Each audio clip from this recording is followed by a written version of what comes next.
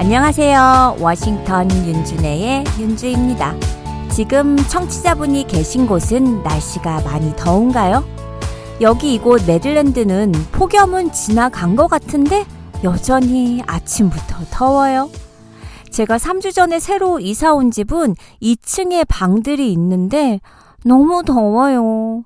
에어컨은 거실에 있어서 작동을 시키면 집 전체가 컨트롤이 되는 건데 온도를 아무리 낮게 해도 2층의 방들은 별로 시원하지가 않아요. 거실과 방의 온도가 한 10도 정도나 차이가 나요. 천장에 실링팬을 밤새 틀고 자고 선풍기 따로 돌려도 움직이면 땀이 나는 거예요. 아들내미는 그렇잖아도 몸에 열이 많아서 온몸에 땀띠가 났더라고요. 선풍기는 한계가 있고 이대로는 여름을 날 수 없을 것 같아서 지난주에 포러블 에어컨을 따로 방마다 설치했어요. 그 옛날 에어컨 없이 어떻게 살았을까요? 우리 어렸을 때 생각해보세요. 한국의 장마철은 끈적임에 살만 닿아도 짜증이 몰려오는데 한국에 살았던 어릴 때 에어컨 없이 어떻게 지냈을까? 신기할 정도예요. 지난달에 여름방학이 시작하기 전에 저희 아들이 학교에서 엄마 선물이야 하면서 부채를 내밀었어요. 부채네? 웬 부채야? 어디서 났어? 내가 학교에서 칭찬받을 때마다 선생님이 주는 티켓 모아서 이걸로 바꿨어. 아이 학교에선 선생님들이 주는 티켓이 있어요. 스쿨버스를 탈 때라든지 캐프테리아에서 점심을 먹을 때, 도서실에서 책을 빌릴 때, 노는 시간에 등등 언제 어느 곳에서나 선생님 보기에 아이들이 칭찬받을 모습을 보이면 어느 선생님이든 그 학생에게 티켓을 주고 학생들은 그 티켓을 모아서 자기가 가지고 싶은 선물과 교환을 하는 거예요. 부채를 보니까 어릴 때 친구들과 서로 부채질 해주던 생각이 나더라고요. 우리 초등학생 때 친구랑 가위바위보 해서 진 사람이 책받침으로 부채질 20번 해주기, 100번 해주기 이런 거 많이 했었잖아요. 제가 초딩이었던 80년대에는 에어컨이 어딨어요. 그냥 선풍기 하나도 귀해서 선풍기도 교무실에만 있었어요. 쉬는 시간마다 책받침으로 서로 부채질 해주는데 반에 50명이 전부 책받침으로 펄럭펄럭 부채질하면 그 소리가 소음이죠. 인류는 언제부터 부채를 사용했을까요? 태초에서부터 사계절의 변화는 있었고 사람들은 더위를 막으려는 생각을 했었을 테니까요. 부채의 역사도 오래일 것으로 추측이 되지만 정확한 것은 기록이 없어서 알 수가 없어요. 원시시대 화렵수의 입으로 바람을 일으켰을 것이라는 추측이 있고 한국에 있는 기록 중엔 AD 918년에 후백제의 왕 견원은 고려시조 왕건이 즉위하였다는 말을 듣고 축하의 뜻으로 공작선을 선물로 보냈다라는 기록이 있거든요. 공작선은 화려한 공작의 기스로 만든 부채로 상류사회에서만 사용했던 것이었어요. 부채도 처음에는 파초잎처럼 나무의 잎을 사용하다가 가벼운 날짐승의 깃이나 날개죽지를 사용하게 되었을 것으로 추측하는데 즉 처음에는 있는 그대로의 것을 활용한 셈이었다면 차츰차츰 진화해서 만들기 시작한 거죠. 고려인들이 사용하는 부채에는 백접선이 있었는데 이 백접선은 대나무를 엮어서 골로 삼고 여기에 등지를 발라 만든 거예요. 우리가 아는 착 펴지고 착 접히는 그런 부채죠. 접었다 폈다 할 수가 있어서 품 안에 넣어 휴대할 수 있었기 때문에 매우 편했어요. 이제까지의 부채는 단선이라 해서 화렵이나 좋은 나무를 엮어서 만든 것이기에 접을 수가 없었지만 접선에 이르러 접을 수가 있게 된 거예요. 우리 어릴 때 내 더위 사가 라고 말했던 거 기억하시죠? 내 더위 사가 라고 친구들에게 말도 해봤고 듣기도 했어요. 옛날부터 사람들은 여름의 더위를 예방하기 위해 정초에 여러 주술적 행위가 있었어요. 상원날 아침에 아이들은 매서라 해서 더위 팔기의 민속이 있는데요. 즉 상원날 아침에 친구를 만나면 이름을 불러서 친구가 대답하면 내 더위를 사가게 했다는 거예요. 이렇게 하면 당년 여름에 있을 더위를 대답한 친구가 가져가게 돼서 더위를 판 사람은 더위의 고통이 없이 여름을 지내게 되지만 멋모르고 대답했다가 더위를 산 사람은 두 사람 몫의 더위를 맞이하게 되어 고통을 당하게 됐다는 것이죠. 재밌어요. 그래서 상원날에는 친구가 이름을 불러도 좀처럼 대답을 하지 않고 때로는 미리 눈치 차리고 도리어 내 더위 사가라! 라고 외치면 팔려던 사람이 오히려 사게 되어 두 사람 몫의 더위에 시달리게 된다는 것이에요. 여름 동안 더위 없이 지내기를 축원하는 마음이 간절해서 이와 같은 주술 행위로 나타나고 매년 되풀이하는 중에 세시풍속으로 정착한 것이라고 합니다. 청취자분들, 제 더위 사가세요. 어릴 때는 무더운 여름날 등목만한 게 없었죠. 기억나는 게 아빠가 우통을 벗고 마당에 팔굽혀펴기 자세로 엎드리면 수돗물을 틀고 물을 바가지로 퍼서 아빠 등에 부어주던 기억이 나요. 제대로 못하면 물이 아빠 바지로 다 들어가서 야야야 위로 목으로 해야지 막 그러셨었는데 그리고 어린 저희 삼남매는 빨간색 다라통 아시죠? 김장할 때 쓰는 빨간색 다라에 물을 받아서 마당에서 놀면서 더위를 식혔고요. 무더운 한여름 하면 떠오르는 작은 추억이 있어요. 제가 한 5살 때쯤 완전 무더운 여름날 해가 지고 더위가 가시지도 않은 저녁에 온 마을이 정전이 된 거예요. 초를 켜고 있는데 얼마나 집안이 더웠겠어요. 선풍기도 안 되고. 엄마가 갑자기 나가자 하시는 거예요. 엄마 아빠를 따라 집 앞 언덕 같은 곳이 있었는데 그곳을 뚝방이라고 불렀어요.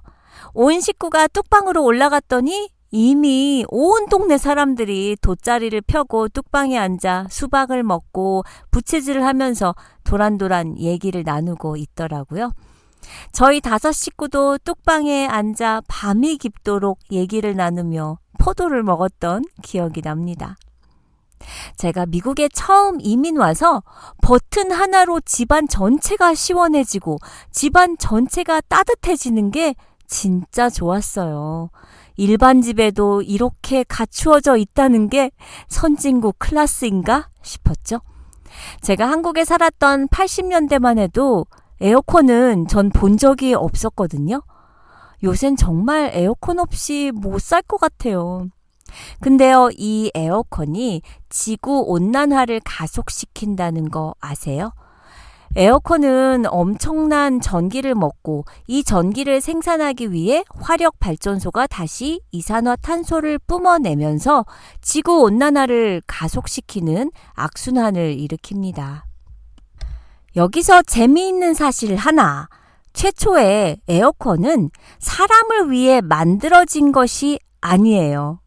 그럼? 기계를 위해 만들어졌었다는 사실. 에어컨은 1902년 미국의 윌리스 캐리어에 의해 처음 등장했는데요.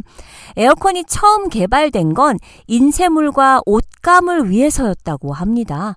1902년 미국 뉴욕에 위치한 한 인쇄소에서 캐리어가 일하던 회사에 습도를 조절할 수 있는 장치를 만들어 달라고 의뢰를 해요. 뉴욕은 허슨강과 바다를 끼고 있어 습기가 많은 지역인데 여름만 되면 엄청난 습기 덕에 잉크가 번져서 인쇄물이 엉망이 되는 일이 자주 일어났던 거죠. 이로 인해 손해가 막심했던 인쇄소는 공기 중에 습기를 조절할 수 있게 기계 제작을 의뢰했고 캐리어는 무덥고 습한 공기를 끌어들여 습기를 제거한 뒤 다시 내보내는 장치를 고안해냅니다. 세계 최초로 공기를 인위적으로 변화시키는 장치를 만들어낸 셈이죠.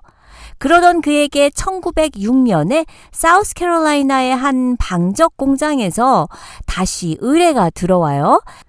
당시 방적 공장에서는 천을 짜는 데 쓰는 방추가 움직이면서 생기는 마찰열이 자꾸 쌓이다가 결국 열이 너무 높아 기계가 고장나는 일이 자주 일어나서 방적 공장에서는 마찰열을 제거할 냉각 기계를 필요로 했고, 캐리어는 기화열을 이용해 공기의 온도를 낮출 수 있는 기계, 즉 공기 냉각 기계를 만드는데 성공하게 돼요. 이에 자신감을 얻은 캐리어는 독립해 회사를 차리고 1915년부터 자체적으로 에어컨을 생산하게 되는데, 이것이 바로 캐리어 에어컨의 시작이었어요. 에어컨을 개발한 캐리어는 인류의 구원자에서 지구를 망치는 인류의 적이 된 건가요? 그래서 우리는 선풍기에게 희망을 걸어야 하지 않을까 생각합니다. 일단 선풍기는 편리해요. 전원만 꼽으면 바로 바람이 나오고 실외기를 따로 설치할 필요도 없죠. 고장도 잘 안 나고 이사할 때도 그냥 덜렁 들어 옮기면 돼요. 휴대용 선풍기부터 탁상용, 벽걸이용, 천장용, 스탠드형 등 형태도 아주 다양하고요. TV는 없어도 선풍기가 없는 집은 없을 정도로 우리에게는 친근한 필수품이지만 너무 흔하다 보니 요샌 소중함을 전혀 모르는 것 같아요. 에어컨이 일반화되기 전 더운 여름 찬물 샤워 후에 선풍기 앞에 앉아 먹는 수박의 맛, 어릴 땐 아마도 이렇게 더위를 이겼던 것 같네요. 최초의 선풍기는 인도 중동에서 쓰인 푼카라는 장치가 원형이었다고 하는데요. 이 푼카에 대한 설명은 출처에 따라 조금씩 다르지만 영문사전에 따르면 나무로 만들어진 휴대용 팬이 선풍기의 시초였다고 합니다. 이후 사람이 팬을 돌리는 형태로 발전한 선풍기는 에디슨이 전기를 발명하면서 전기와 결합하게 되죠.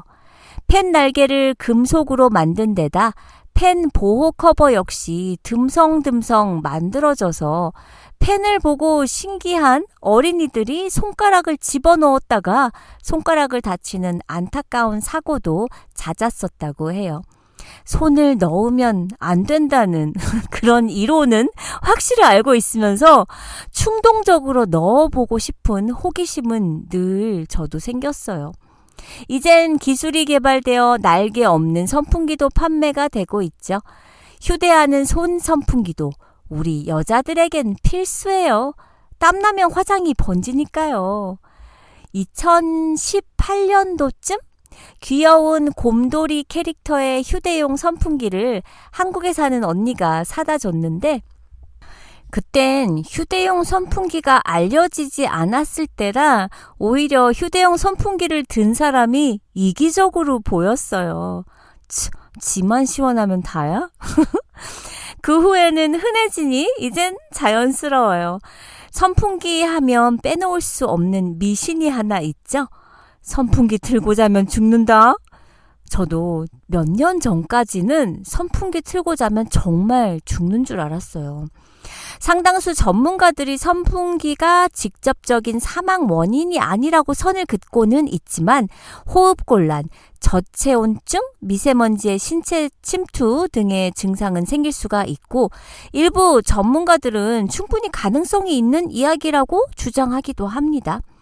어찌되었든 선풍기를 사용하는 우리 입장에서는 밀폐된 공간에서 사용을 자제하고 얼굴에 직접적 강한 바람이 닿지 않게 하고 청결하지 않은 공간에서 장시간 사용을 자제하는 것이 일말의 위험 가능성마저 제거할 수 있는 방법이겠죠. 무지막지한 전기 요금으로부터의 구원자, 그리고 더욱더 뜨거워지는 지구의 구원자, 선풍기 30대를 한꺼번에 틀어도 에어컨 한 대보다 적은 전기를 먹는 선풍기를 좀 더 활용해야겠어요. 청취자분들 혹시 더위를 식히는 가장 빠른 방법 아세요? 예전에 위기탈출 넘버원이라는 프로에서 폭염에 관한 주제로 더위 탈출 방법에 대해 소개한 적이 있었는데요. 위기탈출 넘버원에서 등목, 목에 찬 수건 두르기, 찬물에 발 담그기 이렇게 세 가지에 대해 체열을 측정하는 실험을 해서 어떤 방법이 가장 빨리 더위를 식힐 수 있는지 실험을 한 거예요. 먼저 등목만 할 때는 딱 시원하고 몇 분이 흐르면 크게 시원해졌다는 느낌을 받지 못해요. 보통 등목 대신 샤워를 하는 편이 낫죠. 그럼 찬물에 발 담그기 해보셨죠? 여행 갔을 때나 등산 같이 많이 걸었을 때 발에서 불이 나는 것처럼 뜨거울 때 시원한 찬물에 발을 담그면 와, 너무 행복한 느낌이 들어요. 마지막으로 소개된 방법은 찬 수건을 목에 두르기였는데 평소에 많이 하지 않는 방법이에요. 배에도 찬 수건 올리는 것도 아니고 목에 두른다고 효과가 있을까요? 위기탈출연구소는 폭염으로 체열이 올라간 상태를 만들기 위해 실험 전 참가자 3명이 간단하게 구보를 해서 열을 올린 후 3명이 각각 체열을 측정했어요.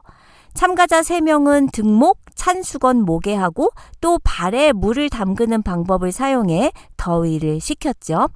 5분 후에 세 사람의 체열 변화는 어떻게 바뀌었을까요? 첫 번째, 물을 발에 담갔을 경우 전체적으로 열이 조금씩 식었지만 발 부분만 특히 내려갔어요. 두 번째, 등목했을 경우 상체의 열이 많이 내려갔어요.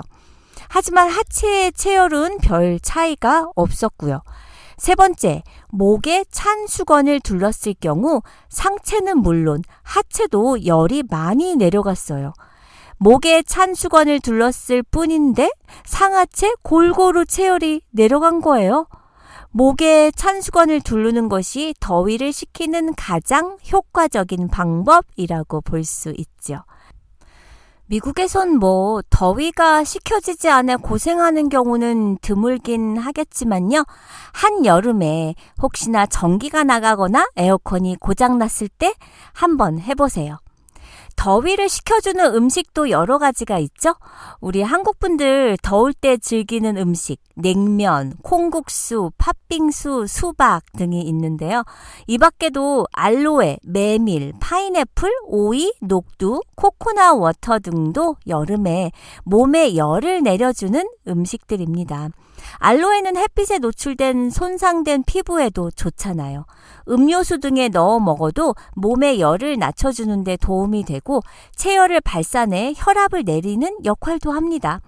메밀은 체내에 흡수되면 몸의 열을 내려주는 동시에 원기 회복에도 좋은 식재료이고요. 파인애플은 열대 지역에서 자라는 대표적인 찬 성질의 과일이죠. 열대지방에서는 아이의 열을 내릴 때 파인애플을 먹일 정도로 체열을 낮추는 효과가 좋다고 하네요. 코코넛 워터에는 전해질이 가득해 수분 공급과 신체 활력 유지에 도움이 됩니다. 이제 7월도 거의 다 가고 뜨거운 8월이 옵니다. 남은 올 여름 건강하고 시원하게 보내세요. 우리는 다음 시간에 만나요.